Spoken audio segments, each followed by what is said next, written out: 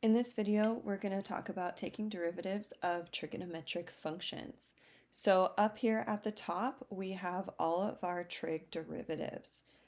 So we do want to have these memorized so that we are able to use them when we do our examples. If you need help memorizing them, one thing that may help is every trig that starts with a co. So we have cosine, cosecant, cotangent. Each of those has a negative in its derivative. So just one thing to help you memorize it. Let's go through some of our examples. So starting with number 1, I have g of x equals x minus tangent of x. So if I need to find the derivative, g prime of x, I'm going to take the derivative of each term separately. Derivative of x is 1. Derivative tangent is secant squared x. So I'm going to say minus secant squared x. And that would be our answer. Number 2, I have x times secant of x. Now this is going to be a product rule. So if you need help with the product rule, look for my product rule video. I will have that linked in the description of this video.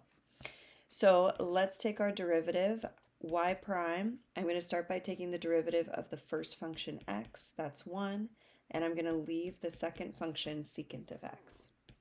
Plus, now I'm going to leave my first function x, take the derivative of secant of x. Derivative of secant of x, if we look at our top, is secant of x tangent of x.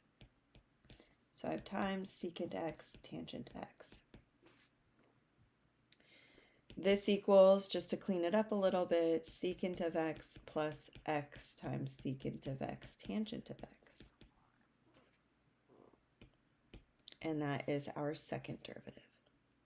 Or I should say our second example, first derivative. Okay, number 3, now we have a quotient rule. Same thing with product rule. I do have a quotient rule video, so if you need that, I will have that linked in the description. So let's do our derivative. I'm going to square our denominator, and then our numerator is low, d high, so derivative of 1 minus cosine of x, derivative of 1 is 0. Derivative of cosine of x is negative sine. You can look up here. Derivative of cosine is negative sine.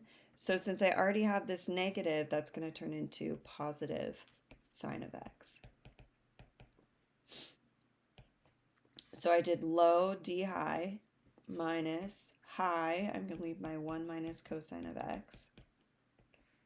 D low, my denominator is sine of x. I need the derivative of sine. Derivative of sine is cosine.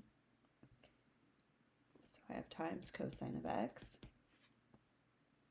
So this is our first derivative. I am going to simplify it a little bit. So I have sine squared x minus, distribute your cosine, cosine of x plus cosine squared x all over sine squared x.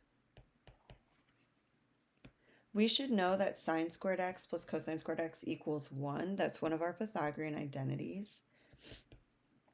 So when I simplify that, I get 1 minus cosine of x over sine squared x.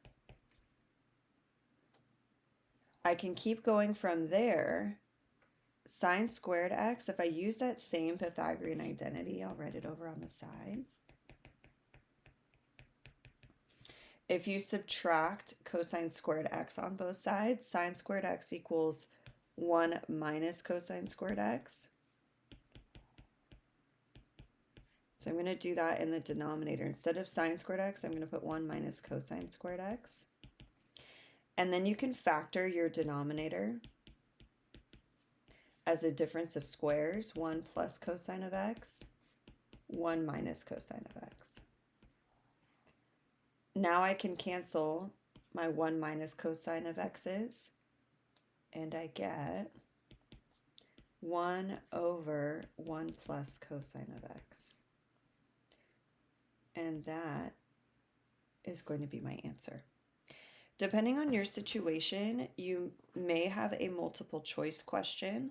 So what you're going to be doing is as you are simplifying your first derivative, you're going to be looking and saying, is this one of the answers that in my list for multiple choice? It probably won't be this, but is this one of my answers in the list, or is this one of my answers in the list? So you're going to kind of keep simplifying until you get one of the answers in your multiple choice options. That's the third example. I'm going to move it over a little bit just so we can do the fourth example. Okay, my fourth example, we have cosecant of x minus cotangent of x. So our first derivative, let's go up and look. Derivative of cosecant is negative cosecant cotangent. Derivative of cotangent is negative cosecant squared. So keep that in mind.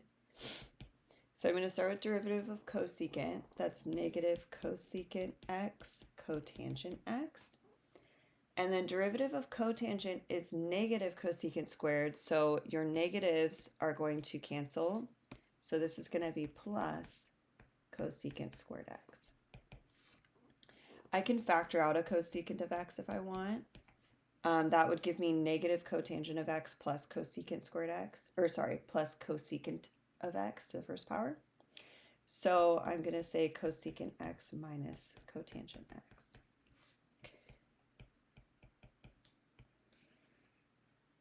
And that is number 4. Last one, we have one more quotient rule. So I'm going to square my denominator, and then I have low d high, derivative of secant is secant x tangent x, minus high, so leave my secant of x, d low, derivative of 1 plus tangent of x is going to be 0 plus derivative of tangent of x is secant squared, all over my denominator. Let's simplify this. So I'm going to start by distributing my secant x tangent x. I get secant x tangent x plus secant of x tangent squared x minus, keep in mind this is a 0. I have secant cubed x all over my denominator.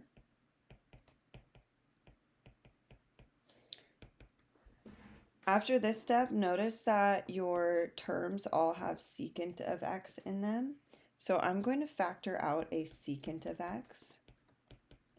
Left over, I have tangent of x plus tangent squared x minus secant squared x all over 1 plus tangent of x squared. I'm going to continue my work over here.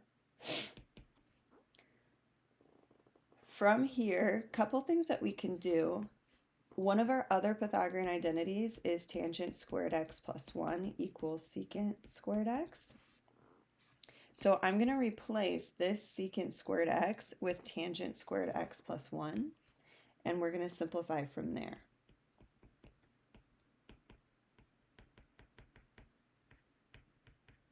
And then I'm going to say minus